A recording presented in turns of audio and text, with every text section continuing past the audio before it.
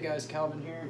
Today, I'm going to show you how to prepare ground turkey for freeze drying. Let's jump right into it.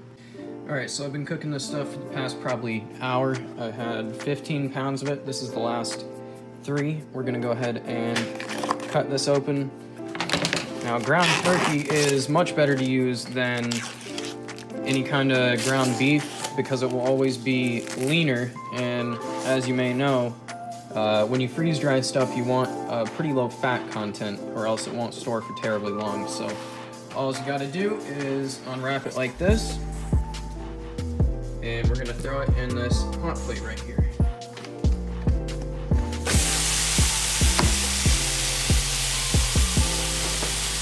We're going to go ahead and break that up so that we can cover the entire pan. Now I have this set to 450 degrees. You want it to be about as hot as you can get it on your, if you're doing this on a stove, I would put it on high.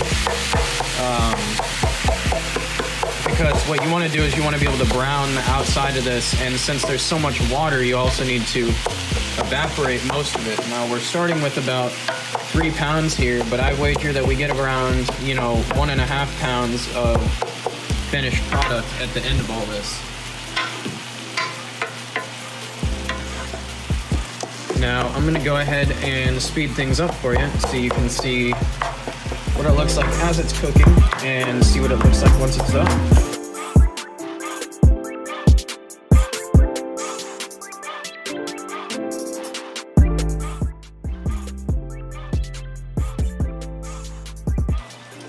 Now you can see here we're starting to get a lot more water coming out of the meat, which is both a good and a bad thing. We do want the water to come out, but we don't want a soup full of meat, so what you're going to want to do is kind of pull the turkey to the side and let this pool in the middle here. And you see it's bubbling right there, and there's lots of steam being generated. You can't really see that very well on camera, but there is a lot of steam, and you're going to want this to evaporate, and you're not going to pour it off because when you let it evaporate, all of these juices have to go somewhere, right? So anything that's not the water, which means, flavor, is going to get absorbed right back into the meat, and it'll taste much, much, much better than if you decide to pour off the water, even though that may be a little bit quicker.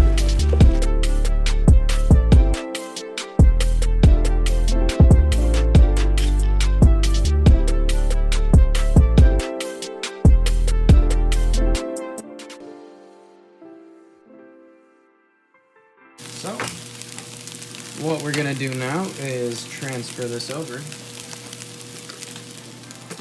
Back up here.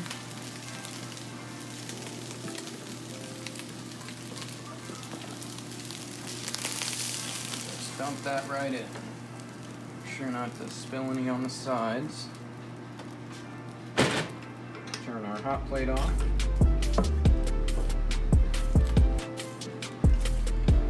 Spread this out evenly with the spatula.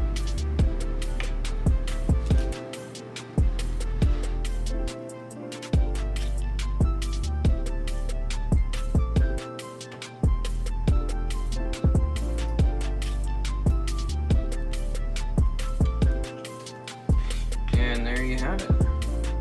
3 pounds of meat down to this one tray. Right here we got this scale. We're going to take dirty tray from a batch I just did. We're gonna zero it out. Cool.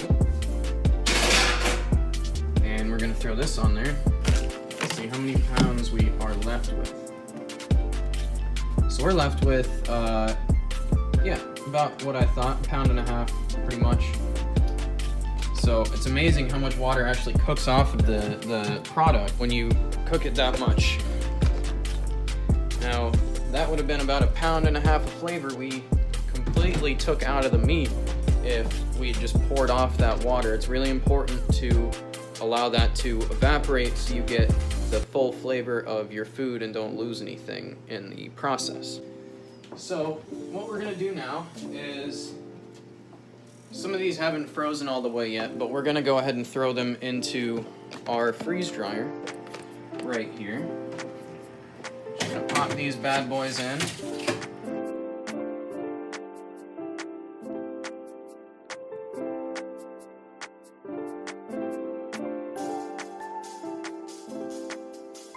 So now that we have everything in there, let me show you what we're gonna do for cycle times. So right here, we're just gonna hit customize, and the last thing I did on here was ice cream. That's why the cycle shelf limit was so low. Gonna adjust cycle times. We're gonna kick the freeze time up to 11 since these aren't all frozen yet, and the final dry we'll put on probably 9 just to be safe. You go ahead and hit start on that, and you guys know what to do from here. Alright guys, that's going to do it for this video. I hope you enjoyed it. Don't forget to rate and comment the video and subscribe if you would like to see more videos like this in the future. Thanks.